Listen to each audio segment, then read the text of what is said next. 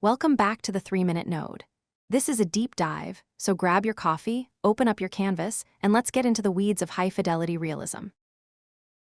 Z-Image Turbo is still the undisputed king for fast, realistic generation, but we often hear the same complaint. It can look too perfect.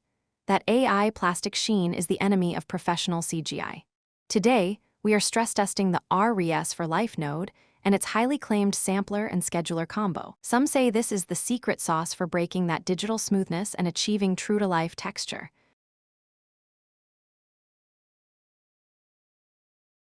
We are starting with our standard Z-Image Turbo workflow.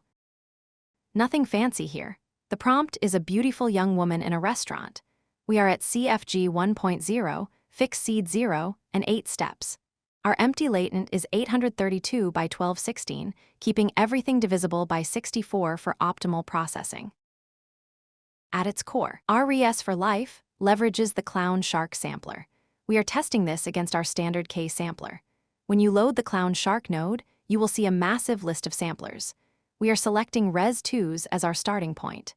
The 2 stands for second order, meaning the sampler calculates the path of noise reduction with more mathematical complexity than a standard linear approach.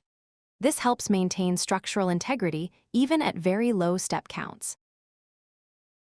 For the scheduler, we are using Bong Tangent. While Beta 57 is a great alternative for stability, Bong Tangent is more aggressive.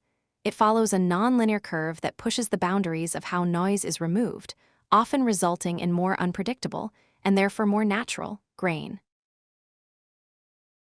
A critical setting here is eta at 0.5. In most samplers, eta controls the amount of stochastic noise injected back into each denoise step. By adding noise back in, we prevent the model from oversmoothing the image. This injection of entropy is exactly what mimics the micro-imperfections found in real-world photography, such as subsurface scattering on skin or lens grain. Looking at the results side by side, we have the K sampler with Res multi-step and a simple scheduler versus the Clown Shark sampler with Res2s and Bong Tangent. To a casual observer, the Res2s version might actually look slightly degraded or grittier. But to a professional eye, that lack of perfection is exactly what gives it the edge on realism. Both are high quality, but the standard K sampler feels more like a render, while Res2s feels more like a photo.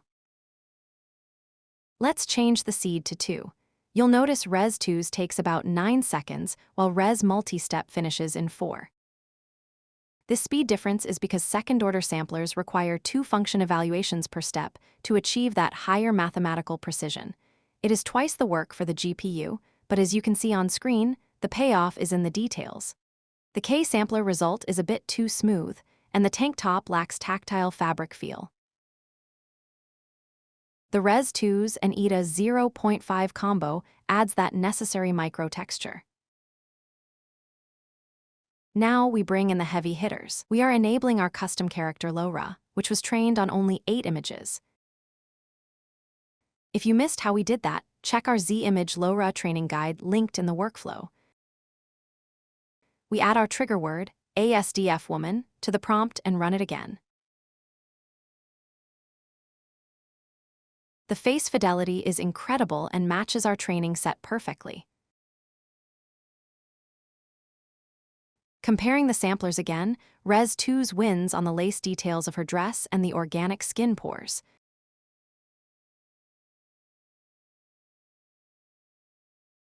Because this is a deep dive, we don't guess, we use math.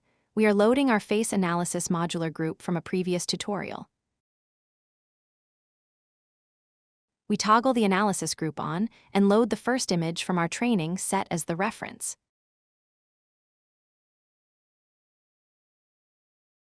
Using Cosine Similarity, both samplers are hitting between 0.4 and 0.5.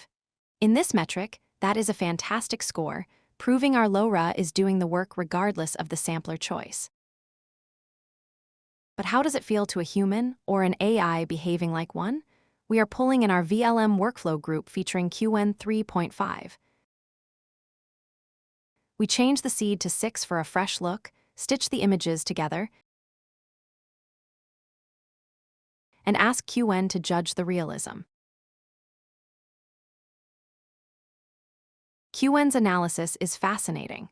It notes that the image on the right, which is our RES2 setup, exhibits significantly higher fidelity in skin texture and fabric. It correctly identifies the left image as appearing plastic or overly smooth. It even picks up on the organic bokeh and shadow fall-off from the hair and hands, accurately guessing which sampler was which based purely on the visual artifacts.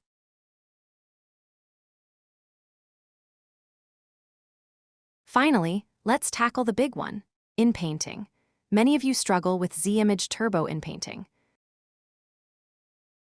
We are loading an old SD 1.5 generation of a woman in a white sweater. It looks okay, but it has that dated AI look, and it isn't our character. Usually, you just mask the face and use VLM encode for inpainting. But if we try that here, the results are broken.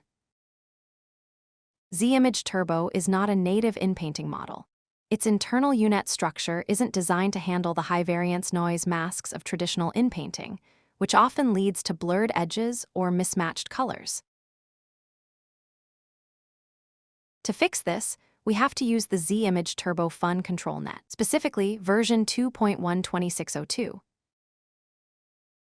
This latest version solves the conflict between control net and LORA, allowing them to work in harmony. We hook up our empty latent and let the control net do the heavy lifting of maintaining the original image structure. To make this a pro setup, we use SAM3 to fetch the face mask automatically.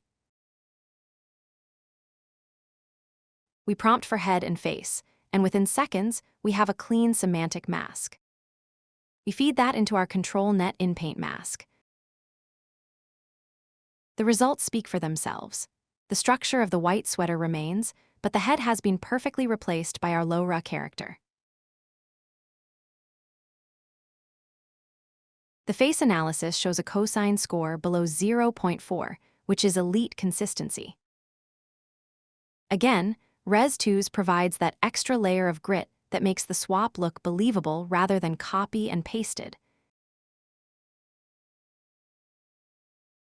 Now that we have every module diagnosed and properly tuned, you are looking at the ultimate high-efficiency production rig. This setup transitions from a complex experiment into a streamlined, automated engine. You simply enable all groups and drag and drop any source image you want to transform. In a single execution, SAM3 semantically detects the head to generate a precision mask, while the Z-image turbo fun control net union 2.1 takes over to bridge the gap between your LORA and the base image, ensuring a seamless structural blend. The heavy lifting on the aesthetic side is handled by the RES2's sampler and Bong tangent scheduler, which work in tandem to inject the micro-texture and grit necessary to kill the plastic AI look. To close the loop, we have our built-in verification layer. The face analysis group mathematically confirms that our character consistency hasn't drifted, and Qwen 3.5 acts as our final quality control agent to interrogate the realism and lighting of the final frame. When you zoom out, this canvas might look like a mega workflow, but it is really just a collection of the modular pieces we've built together over the last few weeks. This is the professional methodology. Build the nodes once and stitch them together when you need to solve the toughest problems. And that's the node, all open source, no filler. Thank you for watching. Grab the file, keep creating.